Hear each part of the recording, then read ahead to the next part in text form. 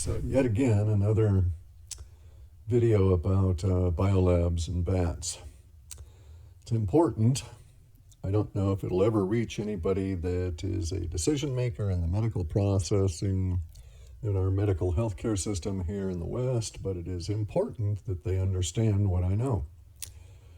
I've been doing research on this since December 9th, 2019. I've learned some things about how the COVID-19 emergency pandemic, global health crisis, attacked by a bioweapon that's killing a lot of humanity, the poisoning of humanity by the CCP. I've learned a lot about how that came about.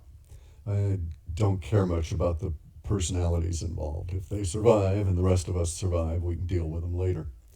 I've come to some conclusions about what's going on in China based on some recent information. But today, at this point, the thing to do is to discuss what we know about, or what I suspect about COVID-19 and why it's important to the medical guys. Okay, there's a link below in the description that goes to a doctor in New York who's reporting his observations, his actual observations, not the observations that have been filtered into him by way of the protocols that he's supposed to use. And he reports that this is not pneumonia, that this disease, this bioweapon induces, but another state entirely, and he's not prepared to cope with it. It's a very distressing video to look at if you're in an emotional frame of mind. Be advised. Now, the reason that that's important, it is yet more confirmation. Okay, this guy in New York is saying exactly the same thing that the allopathic doctors in Wuhan said when they first encountered COVID-19 bioweapon and its effect on humans. They were puzzled. There was all kinds of symptoms that did not fit any kind of influenza, did not fit any kind of flu in any way, shape, or form, and were all of the symptoms, not all of the symptoms, were able to be understood relative to the flu. Some of them made no sense at all, especially the way in which the patients were dying. And it turns out to be relatively understandable as we go into the biolab story. I'm going to just step through this. You're quite free to dispute it, not believe it, not accept it, disregard it, whatever you want. I'm not going to try and justify it or throw my chain of evidence out there because I just don't have the time or the interest. If you don't accept it, that's fine. If you're still of the mindset this is a disease or that there is no virus or that this is some kind of weird-ass deep state takedown, that's fine. You'll die. I don't care. Okay, those people that do understand what I'm saying may have a chance at surviving this. This is a bioweapon. There were 2 biolabs in Wuhan. Both of these biolabs were engaged in illegal bioweapon engineering. Both of these biolabs were investigating horseshoe bats, many subspecies of horseshoe bats. Both of these biolabs were investigating the horseshoe bats relative to the same question. They were trying to answer the question of how do horseshoe bats manage to survive and thrive carrying such a huge load of toxic viruses and bacteria. Rabies, COVID, whatever, right? All of these different viruses exist on, in, and part of these bats. How do they survive? This is especially puzzling to the Chinese and all the other normie academics because bats were thought to not make vitamin C. Thus, they had, since vitamin C is an integral part of all fur-bearing animals' immunity, para-immunity, a vital part of their immune system, and they make vitamin C in quantity in the follicular bases of the invisible or of the clear hairs in their fur, excepting humans and some other major primates. We don't make vitamin C. It's not part of our immune system that way. We're driven because it's not part of our immune system, to seek it out with various specific receptors in our bodies, and so we always try and find vitamin C producing plants or animals that we can consume in the local environment because we need it as much as any other animal in our immune system, but we don't make it. Fur-bearing animals make their own. Not bats, apparently. Everybody thought bats were like humans and didn't make vitamin C. Everybody was wrong. Academia was wrong. 100% fucking wrong. Okay? They don't make vitamin C as we understand it in fur-bearing animals. They make vitamin C in a different method, which is point of use.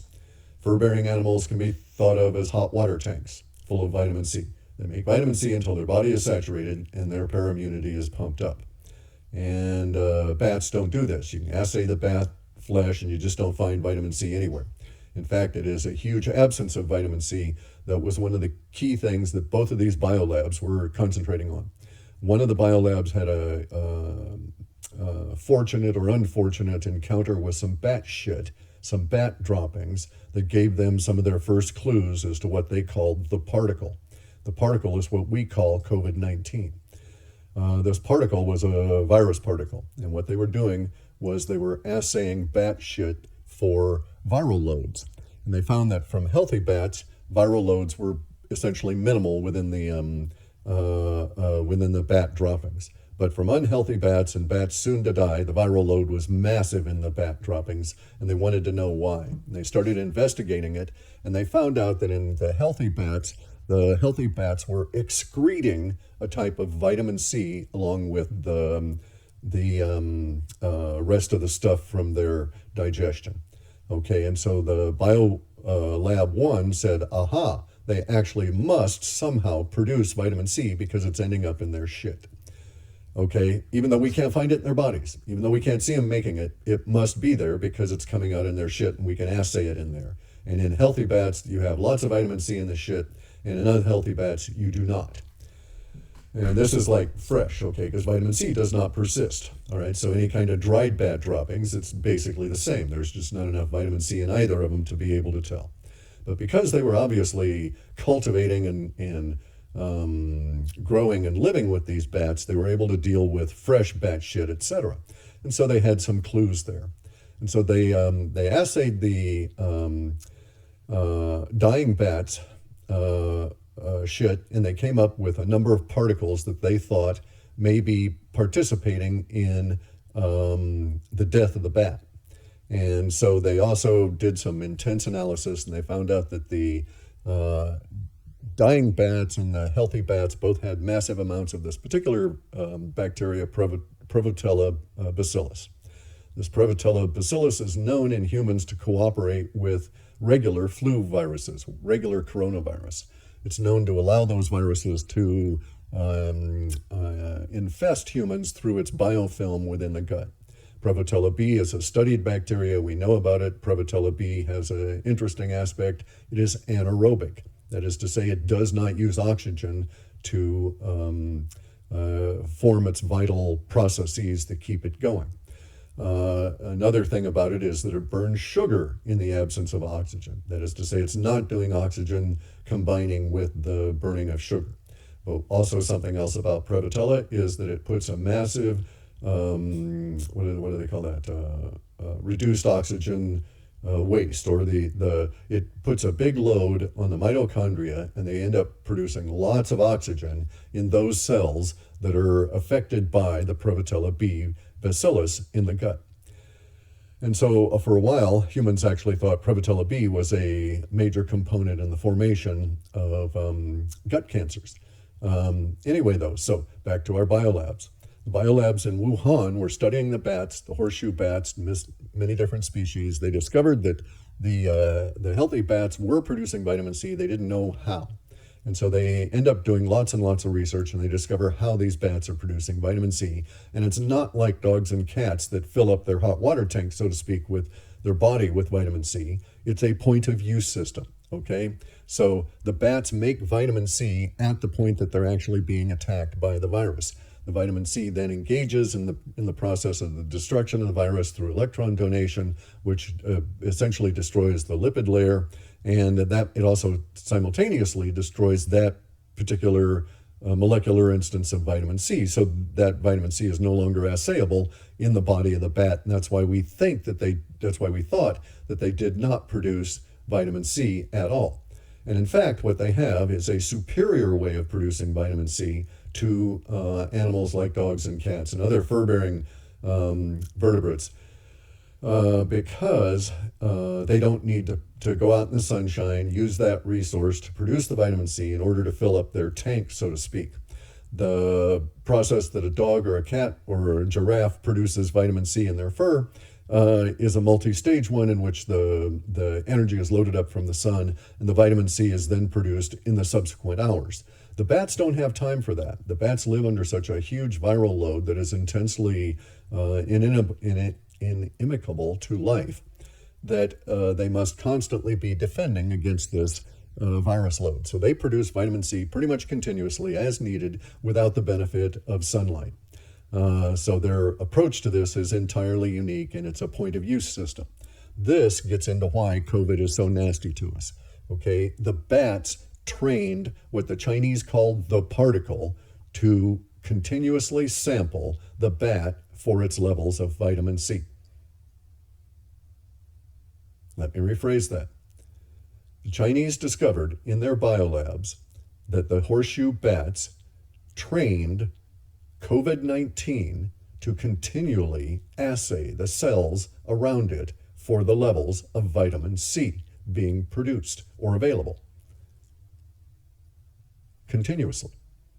That's how it interacts with the bat. It hosts itself intermediately within the Prevotella bacillus. This is key later on. But its method of attacking the bat cells when the bat gets weak, and it also trains the bat to harden up and make its vitamin C production really good, but the bacillus and the bat are in this constant testing phase. The virus. The virus is testing the bat flesh continuously for levels of vitamin C being produced. Once they fall below a certain level, the virus swarms and that's it for the bat. And it's very rapid. Even in those bats that have existed with massive amounts of this virus for the entire length of their life, they can succumb to it extremely rapidly if their ability to generate vitamin C in their point of use system is even delayed. Okay, so the Chinese in one of their experiments did something that caused these bats to have a delay in the ability of that system to kick in. They were messing about with signaling molecules, I think.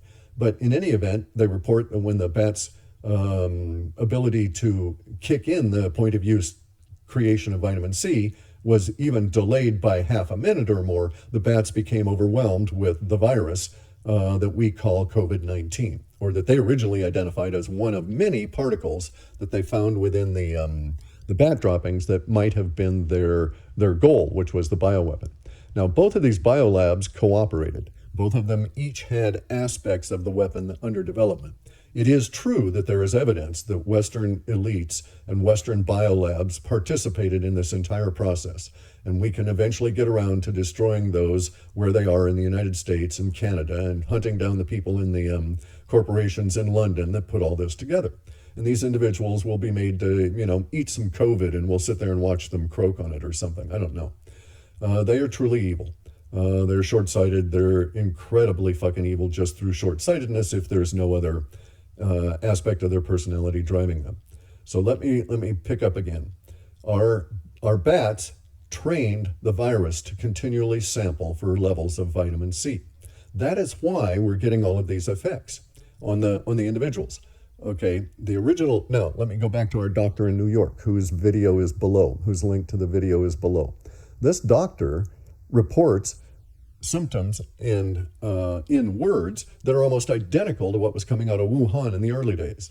All right, in Wuhan, they ran into the same strange things where their patients were basically not drowning in a cytokine storm, not drowning from, or not suffocating from pneumonia, although they probably, through the use of misdiagnosis as pneumonia and the use of ventilators, as this doctor suggests, may have induced the fibrosis, may have induced a lot of the problems in their patients, just because they were unaware they were dealing with a bioweapon and thought it was a flu.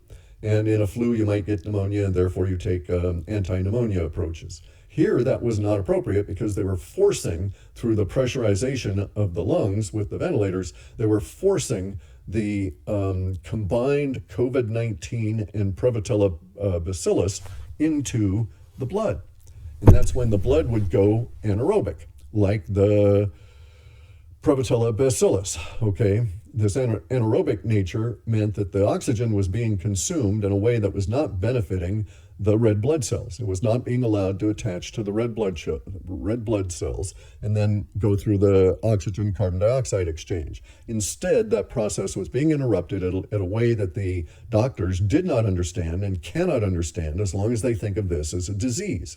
Once they start thinking of it as a bioweapon, then they will understand those things that are going on, and they will make certain, then we will be able to start making different choices and do things in a different manner that will yield different results, and people will, and then we'll get on top of it, basically. Now, here's the thing. Initially, reports were that, now we know why, by the way, people that tended relatives in Wuhan, these people who were vitamin C aficionados, fanatics, and took vitamin C every day because China is a virus-filled place anyway, these individuals suffered no COVID-19 while they were tending relatives in ICU. Yet the doctors around them in PPE equipment, and these people just had simple masks, okay? They didn't have any of the suits or any of that other stuff. And they were tending their relatives 3 and 4 hours a day for months in ICU in Wuhan. And ultimately into regular wards as their relatives were discharged, because they were. Okay, this was repeated more than once. These individuals did not get COVID. The doctors in the PPE, the doctors and nurses died. A lot of them died. A lot of them died. One traveling group of doctors that came from somewhere near Hong Kong lost half of the staff that showed up to treat in Wuhan. They lost half of their staff to this. Now, the progression of it in Wuhan led the Communist Chinese Party to adopt certain treatments, protocols, and regimens. We know a lot of these failed. We know that the Chinese Communist Party, at least some chunk of it, some aspect of it, was not informed as to what they were facing. This led to a lot of the Chinese Communist Party members who were afflicted with COVID in the early days, that is to say through January and into February, getting double lung transplants, because those doctors thought that the lungs were failing due to this massive corrosion or eating away of the lung tissue, that they were probably inducing some of it with the ventilators. Nonetheless, the lungs were terribly trashed. But what they did not understand at that time was that it would not matter if these guys had brand new lungs, because the problem is not in the lungs, it's in the blood. The blood becomes unable to process oxygen and carbon dioxide, and you suffocate, even though you've got adequate ability to move your lungs, adequate ability to move air in and out of your lungs. It's just simply not working. Okay, so now there was a lot of things. Let me divert back to vitamin C. In the early days in Wuhan, there were a lot of reports from the guys doing autopsies that in cases of multiple organ failure, the patients had the appearance of scurvy in multiple organs, localized scurvy in the endothelial layer, localized scurvy in veins, arteries, liver, localized scurvy in on the outside of intestinal tissue. That is to say, not the inside, but the outside, within the body, but not the internal. And localized scurvy on multiple organs. And yet these individuals did not appear to have scurvy. But this was reported repeatedly in these autopsies. And so scurvy is a disease that is entirely related to vitamin C levels. Now, this is similar to how the bats look when they die from failure of their point of use instant on-demand vitamin C system, is that they get multiple organ failure as the virus overwhelms them, and they end up with scurvy. But they rarely show scurvy signs on their external body parts, wings, anything. But they will show scurvy on the soft tissues of the eyes, the tongue, and the mucous membranes, okay? And so basically what happens is that this virus that has been trained to continuously sample the host for its levels of vitamin C overwhelms the bats and attacks and is repelled by what vitamin C exists there, and then it uses up that vitamin C, and there's no replenishment, and it overwhelms the tissues, and leaving behind a scurvy-like condition.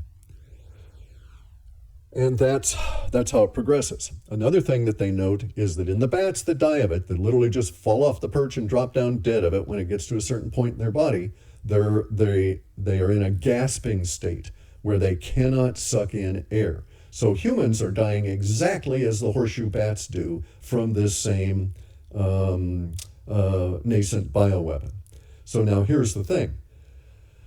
Obviously, if this virus, let's just call it that, or particle, if this virus is continually sampling for vitamin C, then that is the key. As long as it finds a certain level of vitamin C in the tissue, the virus does not initiate a full-on growth process. It seems to stay relatively constrained within the Prevotella bacillus, at least insofar as the bats are concerned. We don't know for sure that that's the way it would be in humans. If we had a continual vitamin C load, would the virus just basically stay content to stay in the Prevotella bacillus, and then we could eliminate the Prevotella from us? I don't know. See, we're going to have to figure out treatment modalities that work within the human body. I'm just reporting what I've been able to ascertain from the biolabs, their investigation of batshit, their investigation of the particle, their investigation of vitamin C, and then so the subsequent is, if you look at my previous videos going back well over 2 months, you'll see that I kept hammering on vitamin C, and I've repeatedly stated that the Chinese Communist Party reacted as though vitamin C was the key to this bioweapon, in that they were trying to get as much L-ascorbic to their Navy, and that forms something we'll get into in a second, but they tried to get as much L-ascorbic to their Navy as could possibly be delivered, and then the whole bases were sealed up. So they knew that the bases would be under an assault. They knew that they wanted to keep the people in there, and that they knew that they needed to keep them really dosed with vitamin C. Okay, and here's the thing. There's other vitamins involved in this. There's vitamin D, there's vitamin A, there's other compounds in this. So now, if you look at my previous videos to all the medicos, you'll see that I discovered, due to a happenstance connection to a traditional Chinese herbalist, not a traditional Chinese doctor, but an herbalist, that is to say a pharmacologist, somebody who was into phytotherapy, right, who procured plants for the Chinese medical industry. I happen to have a relationship with him. We went back a number of years. I explained this in previous videos. He lived in Wuhan, near it, and he worked in Wuhan during all of this. I have had no contact with him since that last contact in January. But during that period of time, he gave me a clue that chaga mushroom that he had been giving to his patients, that he obtained in trade with people in Siberia, was apparently keeping his patients healthy and not affected by whatever the fuck it was that was going through Wuhan like a scythe through wheat. Okay, and so you can go back and look at the details that I've explained, but basically the reason that chaga works is that it's massively loaded with vitamin C, vitamin D, and vitamin A, melanin, and some levels of melatonin. Okay, so chaga also has a very unique capability. This is why it's so key at the moment. This is why it's better than elderberry. This is why it's better than Usnea, which also is another plant that's hugely loaded with vitamin C and has shown some effect in this, okay? But chaga has a unique ability that science knows exists, has done double-blind tests all to hell and gone. Chaga is the most studied medicinal mushroom on this planet, most tested, rigorously examined. But they don't know why it does it, but it does modulate the immune system. It is an immunoregulator, an immunomodulator. And there's many different hypotheses as to how this happens, what it does, and so on, but nobody's really nailed it. But we do know that it's massively loaded relative to size with vitamin C in a particular form that is hugely bioavailable. When you take chaga, you get almost all of the vitamin C out of it. The same thing as vitamin D and vitamin A. You also get triterpenes, polypeptides, polysaccharides, and any number of beta glucans and beta lutinic acids and all these other things, okay? The combination of them all act as an immunoregulator. So you don't get cytokine storms when you have chaga. Your body does not react that way. Chaga, in fact, appears to, in a sense, act as a coordinating vitamin C sergeant or commander, okay? And chaga appears to aid the focus of the body on the areas where the virus is and not respond to a generalized immunostorming through misapplied cytokines, okay? So there's all these various different immune systems, one of which is the adaptogenic, where you produce antibodies, but there's others that come into play before that. This is where chaga works, okay? Chaga does not give a shit about antibodies. Chaga is more like the para-immunity regulator that the dogs and the cats have in them, or that the bats have in them, that produces the vitamin C on demand. And so this is why chaga appears to have a higher level of effectiveness than other herbals and medicinals in this battle with COVID. I personally have had individuals in the West who in the early days in January were still able to send chaga to their relatives in China. And we at that point did not know the efficacy of vitamin C. I was just recommending the chaga, and as far as I know, these people are only taking chaga alone. And they are well, unaffected by this, did not get ill when people all around them were dying, and these individuals were in some of the key demographics to really suffer a bad state, in that they were old farts like me, or older, right, in retirement villages and so on. And so chaga kept them going. The last I heard, we had no deaths in any of the small study group that was taking chaga, which is probably about 30 individuals, 11 of which were in Wuhan, and the rest scattered around China. We've had no instances of COVID affecting this community. Another unique community was this group of bodybuilders in Singapore that had the habit of supplementing large amounts of vitamin C taken with collagen, in the understanding that the two taken together cause the collagen to work better, to make their skin look better, their hair healthier, their bones stronger, etc., right?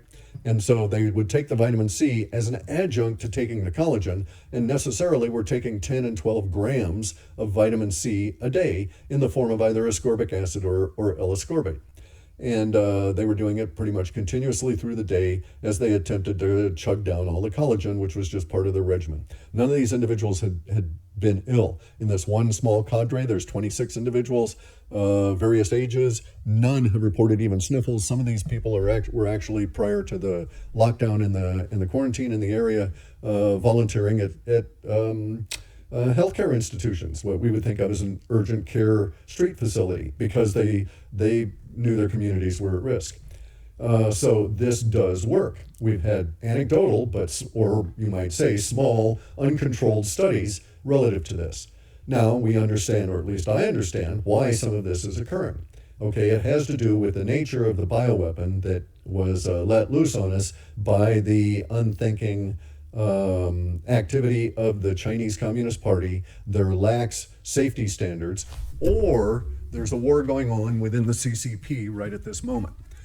Okay, so there's some suggestion, and this is just a diversion, there's some suggestion that Xi Jinping is on his way out, and that this is all an engineered process that got out of hand, whereby one part of the Chinese Communist Party wanted to remove the existing power structure. And this one part of the Communist Party arranged to have this virus let loose at a particular time in late October in 2019 in Wuhan during the military games. And they let it loose at that time in order not to infect the world. I'm assuming that there's probably layers upon layers upon layers of agenda, but I'm assuming that their point was the destruction of Xi Jinping's power base by the isolation of Xi Jinping away from the military, because the military would be devastated by this. There would have to be a SARS-like response, which was brutal when they did that, and that would be they thought, in my opinion, the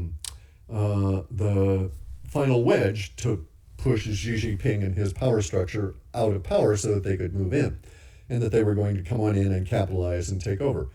The reason that I suggest this is that there was an early battle in January over control of vitamin C production in China. And it appears as though Xi Jinping actually ended up using the military to co-opt some L-ascorbate factories to produce for the People's Liberation Army Navy.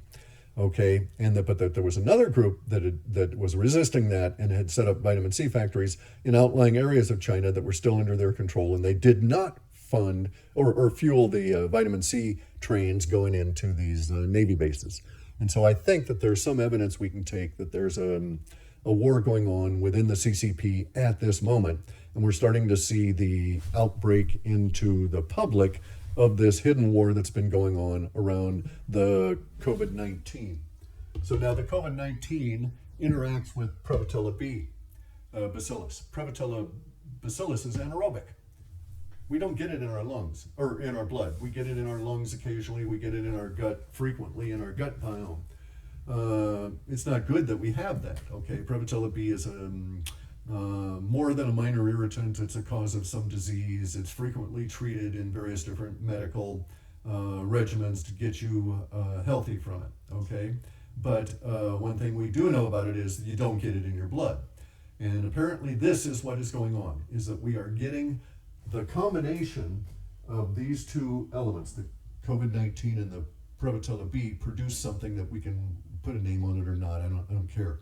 But it is what's causing our blood to go anaerobic and causing these people to basically exhaust out of oxygen because the oxygen exchange doesn't work anymore.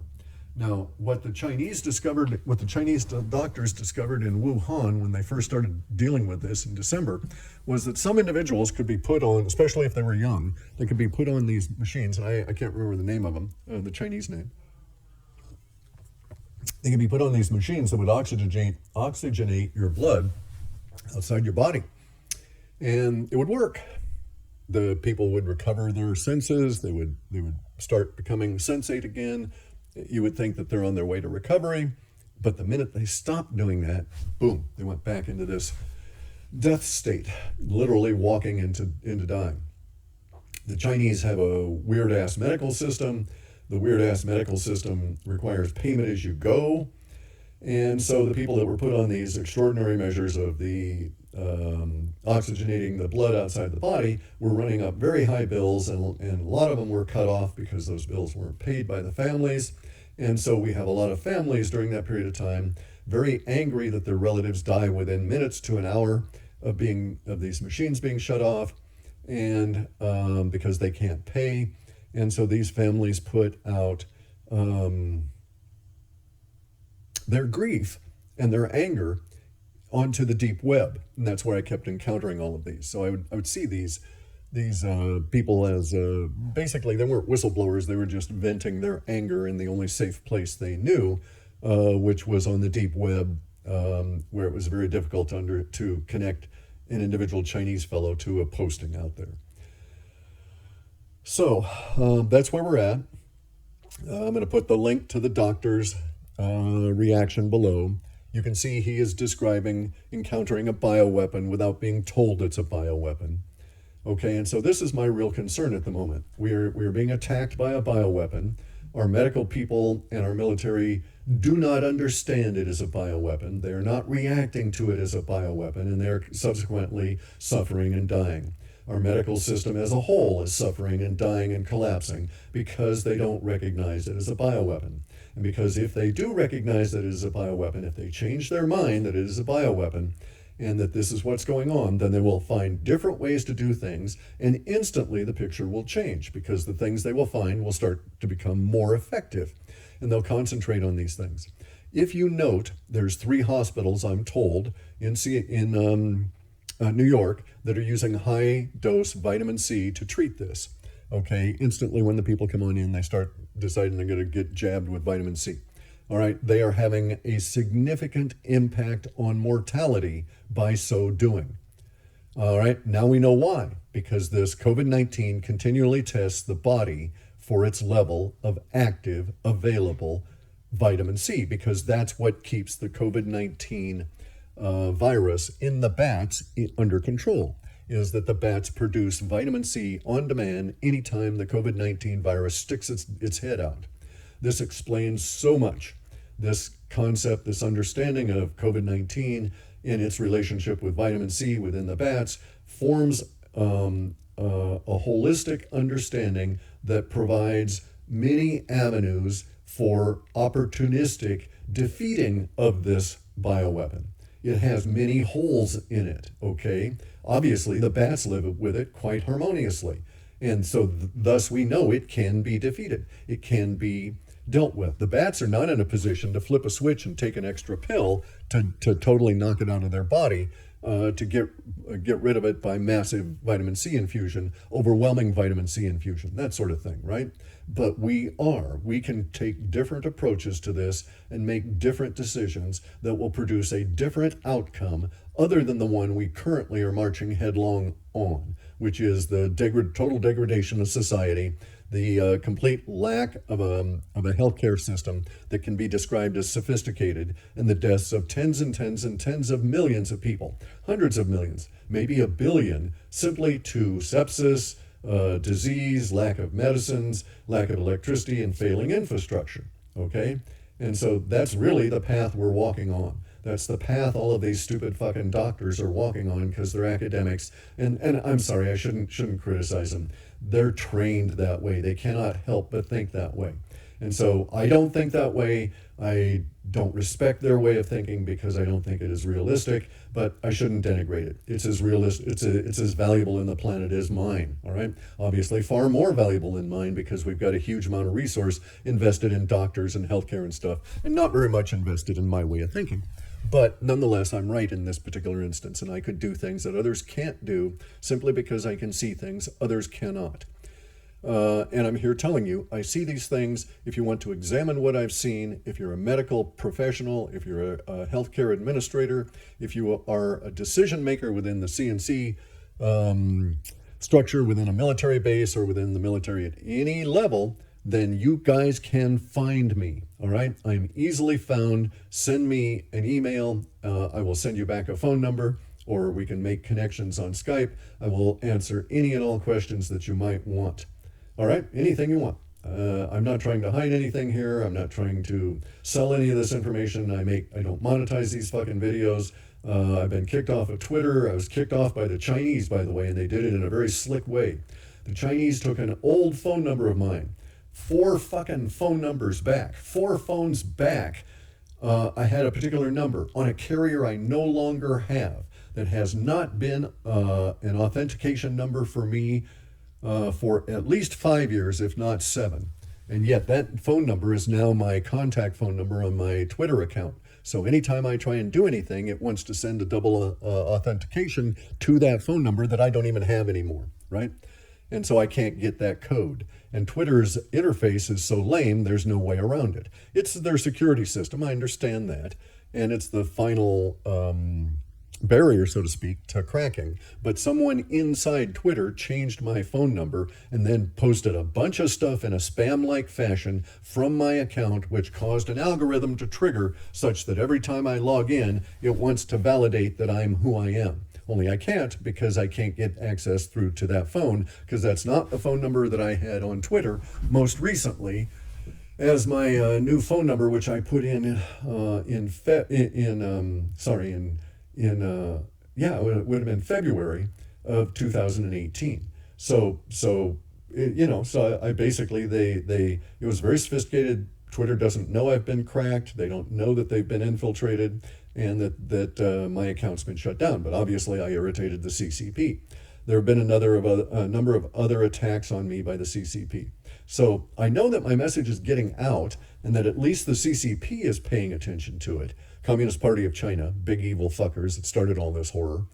So I know they know what's going on and they don't want this information to come on out. I don't think that they can take too much action against me without raising my profile and causing themselves further blowback, and they're somewhat sophisticated now and they know not to do that here in the West. They're aware that we have a nascent kind of a martyr situation here where internet martyrs do well, so to speak, at least in terms of their messages. So I'll get off. It's been basically an encapsulation of where we're at. Doctors, this is why, by the way, I got kicked off of Twitter, was because I had made this statement to a couple of doctors that basically said, as long as you guys treat this as a disease, you will keep dying. And they thought I was being mean and that kind of thing. I was just being factual. I'm trying to scare the crap out of them so that they'll pop out of their protocol and look at what other information is available, that they're not fighting a disease as they understand it. Anyway, so I get frustrated and I keep doing these videos. I don't know how much longer I'll keep doing them. The lack of positive feedback has a tendency to wear down even on my intent to get the information out.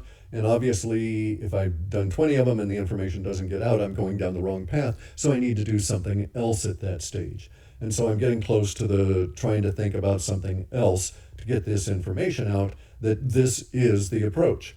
All right. And this explains so much. This explains why the vitamin C was taken by the Communist Party of China and shoved in all these military bases. It explains why the people I know taking chaga didn't get ill, why the people I know that are taking vitamin C, even here in this country, acting in healthcare situations. We have a number of nurses and doctors who have paid attention, who are taking chaga and vitamin C daily in what the allopaths, the academics, would consider to be massive loads. I'm currently taking over 10 grams a day, and I feel great, and I'm taking 4 different kinds just to see how they work, so I can report on a personal level that, sea salts versus L-ascorbate versus ascorbic acid versus liposomal C versus usnea versus all these different kinds of plants. And so, I'm thinking long term. Like, what if the rest of you fuckers don't get your shit together and you all end up dying from this fucking bioweapon, and I'm left with a small group of people, planet-wide, failing infrastructure, and we got to pull our shit together and keep going. How are we going to do this, knowing that there's this COVID-19 bioweapon out there? I found plants even here in the Northwest, even in the Northern Hemisphere, that I can rely on the rest of my life to provide adequate levels of vitamin C should the whole infrastructure fall apart. It's not going to be good. We've still got a chance to change this. It's just a matter of opening your mind and deciding it's not a disease. It's a bioweapon.